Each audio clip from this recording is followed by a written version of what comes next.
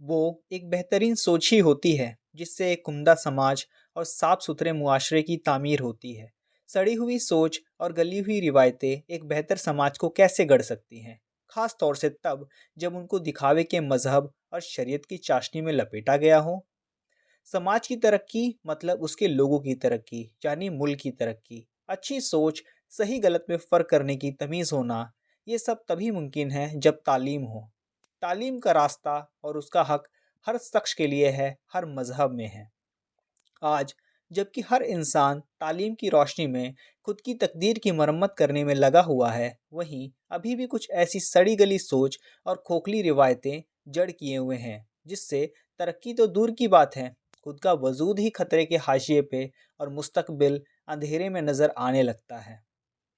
खास तौर पे उन बच्चियों का जो अभी ज़िंदगी के सही मायने ही नहीं जानती और घर की जिम्मेदारियां और परिवार की इज्जत का बोझ उन्हें अपने कंधों पर कच्ची उम्र में ही लिए हुए हैं।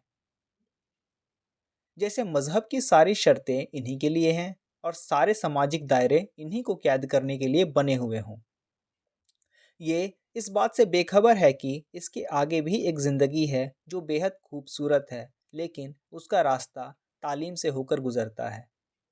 वो इस रास्ते पे अगर चलना भी चाहें तो जिम्मेदारियां और बंदिशों का टोकरा इतना भारी होता है कि आगे का रास्ता ही नज़र आना बंद हो जाता है। समाज में कुछ कुरीतियां अभी भी मजहब की आड़ में धड़ल्ले से चलाई जा रही हैं और खामियाजा कई बार लड़कियों को ही भुगतना पड़ता है। अभी जल्दी ही एक वाकया मेरे नज़दीक गुजरा। अपने ही समाज की एक बहुत भद्दी सी तस्वीर सामने आ गई और खुद के अंदर एक कुड़न सी महसूस होने लगी। लेकिन नईमा मैम ने उस तस्वीर के भद्देपन को खूब तरीके से साफ किया। एक रोज़ हुआ यूं कि नईमा मैम बहुत उदास सी स्टाफ रूम में बैठी थी कि तभी लीना मैडम, सगुफ्ता मैडम दाखिल हुई और उन्हें यूं बैठा देख पूछ पड़ी, क्या हुआ मैम, आज कुछ बुझी बुझी सी लग रही हैं, क्या बात है। इस पर नईमा मैम ने अफसोस जताते हुए कहा, क्या बताऊं मैम, मुझे कुछ समझ नहीं आ रहा है इस मामले को कैसे हल करना चाहिए। और ये सिर्फ ऐसा एक मामला नहीं है, बल्कि ऐसा हर घर में है जो समाज के लिए नासूर है, खास तौर से हमारे घरों घरों में पल बढ़ रही जवान नस्लों के लिए। कुछ बताएंगी कि सिर्फ पहेलियां बुझाएंगी, सगुफ्ता मैम ने पूछा। सगुफ्ता, तुम जानती ही हो जो घरों में खास तौर से हमारे समाज में आपस में रिश्ते जोड़ने वाली रस्में और रिवायतें चली आ रही हैं, मैं उसी से परेशान हूँ। अब देखो ना, वो जो क्लास 9वीं की बच्ची है जीनत, उसका रिश्ता पक्का होने वाला है और मालूम है किससे? उसके ही रिश्ते में उससे 20 साल बड़े चचा से। वो मुझे ऐसे पता चला कि उसकी एक रिश्तेदार मेरे घर आई थी, वही बता गई और कहने लगी कि महीने भर बाद उसकी शादी हो जाएगी, इसलिए वो अब स्कूल नहीं जाएगी। इस बात पर शगुफ्ता मैम ने कहा, हूँ, यही तो सारा खेल खराब होता है। इन मजहब के ठेकेदारों का ही सब किया धरा है और कहते हैं हमारे लोगों को तरक्की नहीं मिलती, इसलिए हम लोगों की कौम पिछड़ी है। कहीं ना कहीं इसके हम भी जिम्मेदार हैं। अरे कम से कम उसकी शादी लायक उम्र तो हो जाने देते, कुछ पढ़ लिख जाने देते। खबीस कहेंगे, न खुद पढ़ेंगे न पढ़ने देंगे। उम्र का फासला तो मैम आजकल बहुत मायने नहीं रखता, लेकिन इतना फासला क्यों? क्या लड़की में कोई ऐब है या लड़के में, या दोनों को ही आगे कोई रिश्ता नहीं मिलता? लीना मैम ने पूछा। और वो लड़का और जीनत क्या दोनों मान गए या जबरदस्ती रिश्ता हो गया? स्टाफ रूम में किनारे बैठी संगीता मैम, जो अब तक सब कुछ खामोशी से सुन रही थी, पूछ बैठी, अरे मैम, ये आजकल के बच्चे भी बहुत एडवांस है। और क्यों ना हो, कुछ तो सोशल मीडिया अपना काम कर देता है और बहुत कुछ घर वाले करते रहते हैं। इनके मुजरिम मैं घर वालों को ही मानती हूँ जो बच्चों में बचपन से रिश्तों की तमीज़ कराना भूल जाते हैं, तालीम की तरफ तवज्जो होने ही नहीं देते और ऐसे माहौल में जवान होते बच्चों की सोच भी वैसी ही हो जाती है। गुस्से में भरी आवाज़ से शगुफ्ता मैम ने बात का जवाब दिया। और हाँ, एक बात बताऊं मैम, इसी तरह के माहौल में पल बढ़ रहे बच्चे जब उम्र के उस पड़ाव पर पहुंचते हैं, तब अपने घर को और रिश्तों को ही गंदा कर देते हैं, क्योंकि रिश्तों के मायने कुछ नहीं है इनके सामने, सबको उसी एक नज़र से देखने लगते हैं। वजह है कि कल को जिस बहन के साथ खेले उसे आज बीवी बनते देखते हैं, जिसे कल अपना कज़न ब्रदर कह के मिलवाती थी आज वो मौसा या जीजा बन गया। उदाहरण कई सारे हैं। नईमा मैम ने शगुफ्ता मैम की बात को सपोर्ट करते हुए कहा, इसकी एक बड़ी वजह और भी है। वो ये कि लड़की वाले ये मान के चलते हैं कि लड़की का मुस्तकबिल शादी है, क्योंकि वो अपने पैरों पे नहीं खड़ी हो सकती, इसलिए किसी भी रिश्तेदार के पल्ले कर दो किसी भी उम्र में। और पैरों पे क्यों नहीं खड़ी हो सकती? क्योंकि उसको लिखाने पढ़ाने की सलाहियत इनमें नहीं होती। अगर किस्मत से शक्ल सूरत अच्छी हुई तो पैसे वाले रिश्तेदार ऐसे ही रिश्ता लगा लेंगे, फिर तो लॉटरी लग गई समझिए। और अगर शक्ल अक्ल की कमी हुई लेकिन पैसे वालों के घर की है, तब भी कोई परेशानी नहीं, पैसों के जोर पे रिश्ते तय हो जाते हैं। नाम दे दिया जाता है मजहब का। कहते हुए शगुफ्ता मैम अपनी क्लास लेने चली गई। लीना मैम, संगीता मैम और नईमा मैम स्टाफ रूम में बैठी कॉपी चेक कर रही थी कि तभी रश्मि ने अंदर दाखिल होने की इजाज़त मांगी। इजाज़त मिलते ही वो डरी सहमी सी नईमा मैम के पास आ खड़ी हुई और कहने लगी, मैम आपसे अकेले में कुछ बात करनी है, बहुत ज़रूरी है। हाँ बेटा बोलो क्या बात है। कहते हुए नईमा मैम रश्मि को किनारे ले गई। मैम जीनत की अम्मी आपसे मिलना चाहती है, लेकिन अपने घर पे नहीं, आपके घर पे या आप जहाँ कहे वहाँ।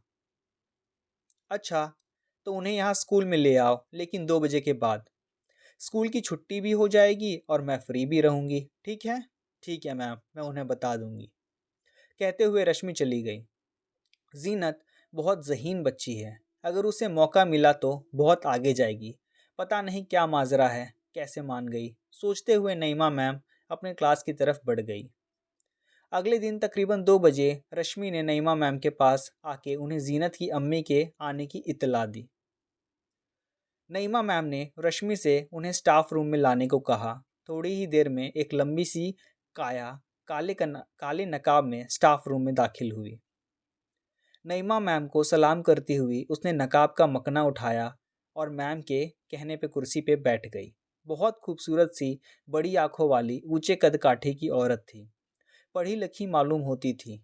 नईमा मैम ने बात को शुरू करते हुए पूछा, बताइए आप मुझसे क्यों मिलना चाहती थी, वो भी इस तरह। मैम आप ही कुछ रास्ता बताइए। जीनत का रिश्ता उसके अब्बू और फूफी ने मिलकर तय कर दिया है, लेकिन मैं और मेरी बच्ची इससे राज़ी नहीं हैं। जीनत की अभी उम्र ही क्या है, इस साल 15 की पूरी हुई है, 16वां लगा है। कहकर उनकी आंखें भर आई। तो क्या आपने अपने शौहर से ये सब नहीं कहा? नईमा ने पूछा। वो इतने काबिल होते भी तो क्या, तो तभी क्यों? कहने को तो जीनत और मैंने बहुत कहा, लेकिन उल्टा कल उन्होंने उस गरीब पर हाथ उठा दिया। मैम आपके बारे में हमने बहुत सुना है, आपने इस सोच से कैसे लड़ाई लड़ी और आज अपने दम पे खड़ी हैं। कैसे किया आपने? आपके घर वालों और शौहर ने भी तो बहुत बेड़ियां डालनी चाहिए आप पे, लेकिन आज आपने अपना एक अलग मुकाम बना लिया है। सारे शहर में लोग आपको कितनी इज्जत देते हैं, आपका एहतराम करते हैं। इसलिए आपसे मिलना चाहती थी, क्योंकि कितनी ही बच्चियों के लिए आप एक मिसाल हैं। जीनत आपसे मिलना चाहती थी, लेकिन उसको घर से बाहर जाने की इजाज़त नहीं थी, सो मैं चली आई आपसे मिलने। खुदारा कोई हिकमत लगाइए। सबसे पहले तो बता दूं कि सबको अपनी लड़ाई खुद लड़नी पड़ती है, और वो तभी मुमकिन है जब आपके अंदर हिम्मत हो और सही गलत में फ़र्क करने का सलीका हो, और यह सब तालीम से ही मुमकिन है। अब बताइए ये क्यों हो रहा है? नईमा ने पूछा। जीनत की बुआ ये रिश्ता ले आई थी, उसका शौहर कोई काम नहीं करता। वही हाल जीनत के अब्बू का भी है, किसी दुकान पे कपड़े पैक करने का डिब्बा बनाते हैं। दोनों निकम्मे हैं मैम। मैं यहाँ की नहीं हूँ, लेकिन जब से शादी हुई है यहाँ देखती आ रही हूँ कि घर की औरतें काम करती है और मर्द चाय पान की दुकान पर दिन भर बैठे वक्त ज़ाया करते हैं। शुरू में मैंने बगावत की, लेकिन कोई नतीजा हासिल नहीं हुआ। अब मैं हिम्मत हार चुकी हूँ। दरअसल जिस लड़के से शादी हो रही है वो जीनत के अब्बू का करीबी रिश्ते से भाई है। उसका बाप भी कुछ नहीं करता, लड़का खुद भी किसी के यहाँ नौकर है। सीरत का बहुत अच्छा नहीं है, लेकिन उसके बाप ने जीनत की फूफी को अपनी पुश्तैनी जायदाद में से एक कमरा देने का वादा किया और चंद रुपए जीनत के अब्बू को देने के लिए कहा, जिसके बदले मेरी जीनत की कुर्बानी दी जा रही है। बगावत करने पर कहते हैं, चल हट, ये हमारे मज़हब में है। हम कोई नाजायज़ या ख़राब काम थोड़ी ही कर रहे हैं, शादी ही तो करवा रहे हैं। खुश रहेगी और करना ही क्या है। ये कहकर जीनत की अम्मी ज़ोरों-ज़ार रोने लगी। अच्छा रोइए मत, पहले ये बताइए, आपका साथ आपके घर में कौन-कौन दे सकता है? नईमा मैम ने पूछा तो उस पर वो बोली, मेरा एक बेटा है शोएब, जो बड़ा है, एक छोटी बेटी और है निदा। वो जीनत से साल भर छोटी है, लेकिन बहुत ज़हीन है। इसके अलावा मेरी सास है। अपने बच्चों के अलावा किसी पर भी एतबार नहीं रहा अब मुझे। साच कुछ कहती नहीं, लेकिन कब किस तरफ पलट जाए कोई ठीक नहीं। आपा पे भरोसा था, सो वो भी ख़त्म हो गया। जीनत का बर्थ सर्टिफिकेट है ना आपके पास? मैम, वो तो इन्हीं के पास होगा, देखना पड़ेगा। आप ओरिजिनल अपने घर में देख लीजिए, और हाँ, मंगनी की रस्म किस दिन है वो बताइए। कहते हुए नईमा मैम ने अपना मोबाइल नंबर देते हुए उनसे शाम में बात करने के लिए कहा। जीनत की अम्मी खुदा हाफिज कह के रुखसती लेके चली गई। नईमा मैम स्टाफ रूम से बाहर आके अपने मोबाइल पर एक नंबर डायल करने लगी। उस तरफ से किसी की भरी आवाज़ आई। नईमा मैडम ने उन्हें सारी बात बता दी। उन्होंने कहा कि आप बस वक्त और प्रूफ के बारे में इत्तला कर लीजिएगा, बाकी तो हम संभाल लेंगे। शाम में जीनत की अम्मी का फ़ोन आया और उन्होंने बताया कि मंगनी इसी हफ्ते जुम्मे के रोज़ है। नईमा मैम ने जीनत की अम्मी से ताकीद कर दी कि इन सब बातों को किसी को कानो कान खबर ना हो। जुम्मे के रोज़ दोपहर में स्कूल ख़त्म करके नईमा मैम ने शगुफ्ता मैम, लीना मैम और जीनत की क्लास की लड़कियों को साथ लिया और सीधे जीनत के घर धमक पड़ी। उन सबको वहाँ देख के जीनत के अब्बू और बाकी मेहमानों को लगा कि शायद जीनत ने अपनी मंगनी में बुलाया हो।